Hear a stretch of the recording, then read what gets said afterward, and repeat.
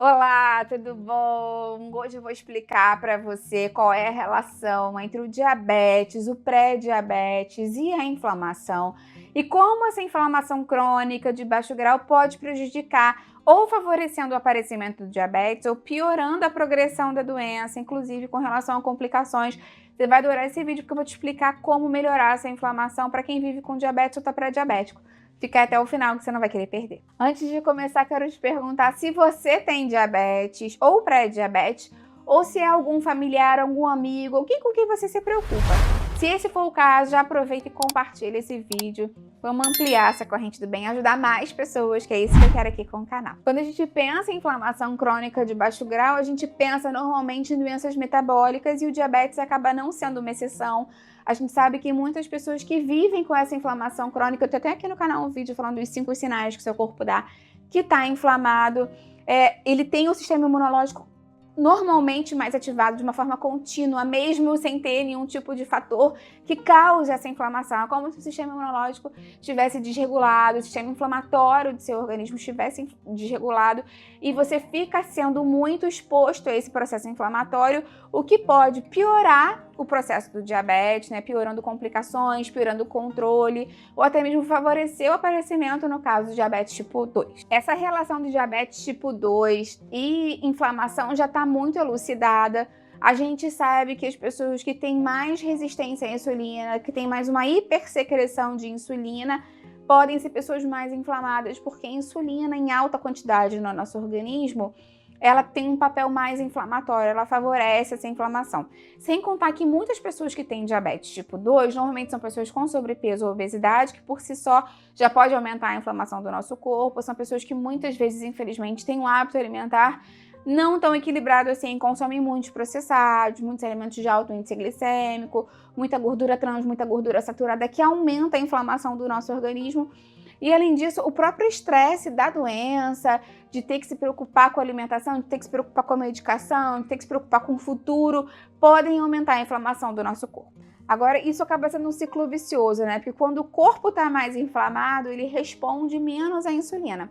É como se a insulina fosse ficando cada vez mais resistente, as células, na verdade, ficam mais resistentes à insulina, à ação da insulina, e ficam mais inflamadas. E o corpo mais inflamado deixa essa insulina menos ativa, menos poderosa, menos exercendo o papel dela da forma que deveria. E isso acaba sendo aquele ciclo vicioso em que pode começar com uma inflamação, vem com essa incapacidade do corpo de enxergar bem a insulina para ela exercer o papel metabólico dela, e tudo isso, né, vira essa bola de neve. No caso do diabetes tipo 1 já não é bem assim, porque a gente sabe que o diabetes tipo 1 é uma doença autoimune, em que as células do sistema imunológico atacam as células betas do pâncreas que fazem, né, que produzem essa insulina, então você de fato não consegue mais produzir a insulina.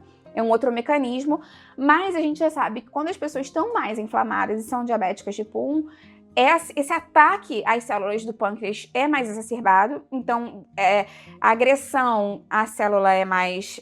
As células beta acaba sendo uma agressão mais potente, fazendo com que aquele período que a gente chama de lua de mel do diabético tipo 1, em que ele ainda tem um pouco de insulina ali para ajudar no controle, pode ficar mais encurtado, além de favorecer outros problemas relacionados a complicações da doença. A gente sabe que a obesidade é um dos piores impulsionadores da inflamação do nosso corpo, então por isso que muito se fala sobre manter um peso saudável, não é só por uma questão de estética, não é só por uma questão de autoestima. Claro que a autoestima também é importante para as pessoas, mas a obesidade estimula mais uma via inflamatória do nosso corpo e, como eu te falei, muitas pessoas que são diabéticas do tipo 2, principalmente, têm uma resistência à insulina, têm uma síndrome metabólica e têm uma maior propensão à inflamação e acaba ficando aquele ciclo vicioso que eu te expliquei antes. O sedentarismo também está intimamente relacionado com a inflamação do nosso organismo e, mais uma vez, muitas pessoas que vivem com diabetes tipo 2 e tem essa resistência à insulina são pessoas que cronicamente não fazem exercício físico. Então, quando você faz mais atividade física, quando você se mantém mais ativo no dia a dia, você consegue controlar mais essa inflamação, que pode ajudar no controle, nessa questão da sensibilidade à insulina e no bom controle, no melhor manejo do diabetes. Claro que não vai curar o diabetes, mas de uma forma sistemática pode ajudar a diminuir a inflamação, pode ajudar a melhorar a sensibilização à insulina, o que ajuda no controle. Então, o que a gente pode fazer para tentar diminuir essa inflamação que de fato existe na pessoa que está mais predisposta, que tem algum tipo de doença crônica, não só o diabetes, mas nesse vídeo a gente está falando especificamente de quem vive com diabetes ou pré-diabetes. Então, primeira coisa que você pode fazer é adotar uma dieta mais anti-inflamatória. Isso é super importante, porque a gente sabe que existem alimentos pró-inflamatórios, como a gordura trans, a gordura saturada, o açúcar em alta quantidade, os carboidratos simples que se comportam como açúcar e dão esse pico de insulina que a gente não quer.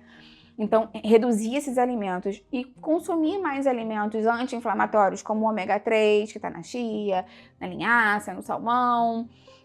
Consumir mais alimentos e especiarias anti-inflamatórias, como a cúrcuma, como o próprio gengibre, como a canela. Existem várias especiarias e chás que você pode consumir para diminuir a inflamação do seu corpo e te ajudar de uma forma sistemática, né, para você ter um impacto melhor na sua saúde como um todo e também ajudar a controlar o açúcar do sangue. A alimentação é super importante. Eu até preparei um material aqui com cardápios, receitas e dicas para te ajudar a controlar o açúcar do sangue e um outro especificamente sobre inflamação e ainda um outro para te ajudar a emagrecer se for o caso. Eu vou deixar o link para esses materiais aqui embaixo na descrição para você. Também é super importante que você tente praticar exercício físico regularmente. O exercício físico vai te ajudar de duas formas. Primeiro, porque ele pode te ajudar a diminuir a inflamação sistêmica do seu organismo, né? Ele ajuda a mediar essa resposta inflamatória, mas também ele ajuda a melhorar a sensibilidade à insulina e a própria célula muscular utiliza a glicose sem necessidade de insulina durante o exercício físico, diminui essa necessidade da ação da insulina. Não tô falando de quem é diabético tipo 1, mas no diabético tipo 2, no pré-diabético, isso é muito importante. Então, é interessantíssimo que você acrescente a atividade física regular no seu dia a dia. Normalmente, para quem não tem nenhuma contraindicação, o ideal é que você faça 150 minutos de atividade física moderada durante a semana. Controlar o peso, né, também, eu já te falei aqui que o excesso de peso, a gordura excedente no nosso corpo é um fator inflamatório, então se manter dentro de um peso saudável vai te ajudar com certeza nesse sentido também, diminuir a quantidade de células adiposas no corpo vai te ajudar a diminuir a inflamação.